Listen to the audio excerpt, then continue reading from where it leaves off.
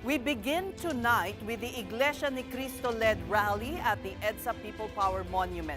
The INC has openly declared that this surprise rally was staged in support of Senator Rodante Marcoleta.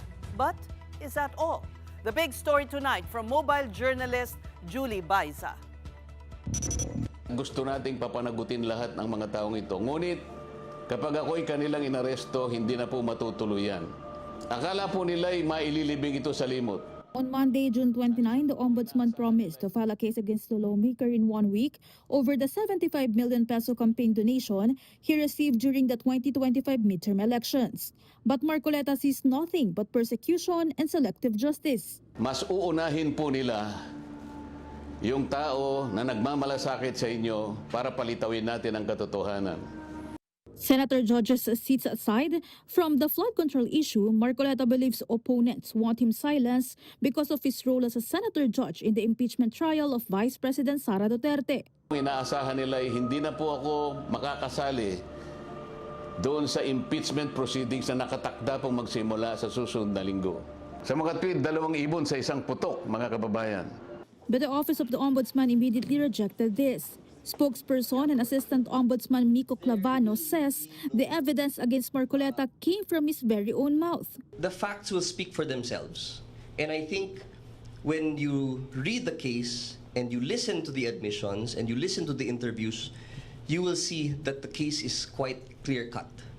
Kaya it's hard to see kung saan po nanggagaling si Senator Marcoleta dito dahil yung kaso mismo ay yung ebidensya mismo na ginamit ng ating mga investigador ay nanggaling din po sa kanya.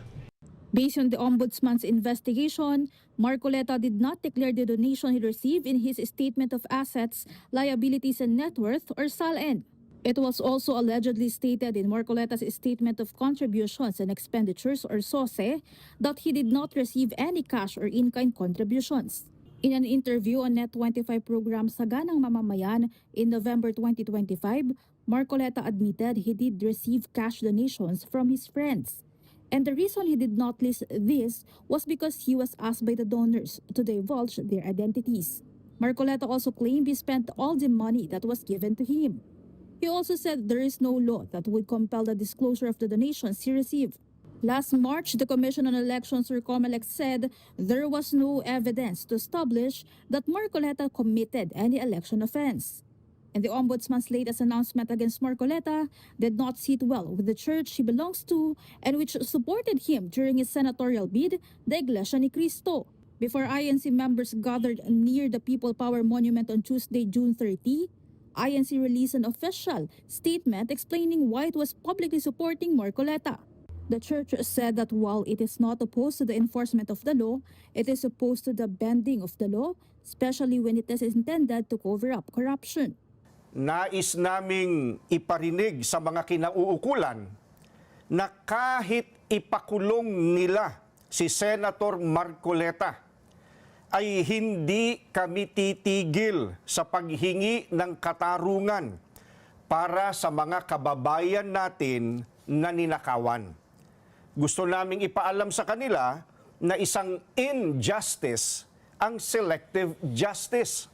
Vice President Sara Duterte also weighed in on the INC's so-called emergency protest. She said groups gathered on the last day of June along EDSA to express a sentiment that she had already been voicing since last year.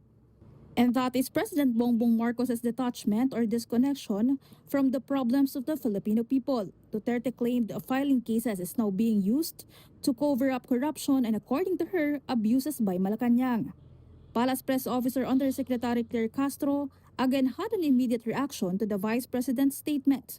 Definitely, absolutely, with regard to the administration of President Ferdinand R. Marcos Jr., we have this good governance. Ang itanong po natin ay kung ano ang nangyari sa nakaraan. Ba't di natin hanapin yung sinasabi ni dating Pangulong Duterte na ghost projects as early as 2020? Saan na rin po ba yung mga ghost projects at mga maanumalyang flood control projects na binabanggit ni dating Congressman Andaya? Bakit hindi rin natin ito hanapin? Incidentally, the June 30 rally coincided with the Marcos administration's fourth year in office. But with the EDSA and Manila rallies, the chief executive canceled his morning engagements, including a focus briefing in Makati. Sa bawat trabahador, sa bawat estudyante, sa bawat pasyente na nakasakay sa ambulansya na dadaan sana sa EDSA.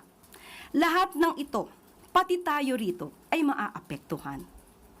Maaapektuhan tayo dahil sa ipinaglalaban ba nila ang isang karapatan? Karapatan ba ni Senator Marcoleta? Kung magkakaroon ng mga pagpoprotesta o gathering, ay makipag-coordinate naman sa gobyerno dahil hindi naman. Still, the palace does not see any direct threat to the administration. The president has ordered the police to exercise maximum tolerance and return everything to normal as soon as possible. Meanwhile, both the armed forces and the police continue to monitor the INC protests. In a statement, the AFP said that it recognizes and respects every Filipino's right to assemble and express their views. However, it said that the rule of law must prevail. The AFP is also urging rally organizers to ensure that activities of commuters, workers, students, and other sectors are not disrupted.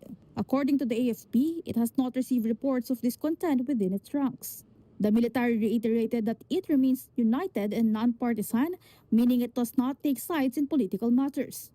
We assure the public po that at this point in time, buo po ang inyong AFP.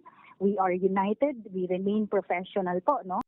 The PNP, for its part, continues to be on full alert status as the rallies continue.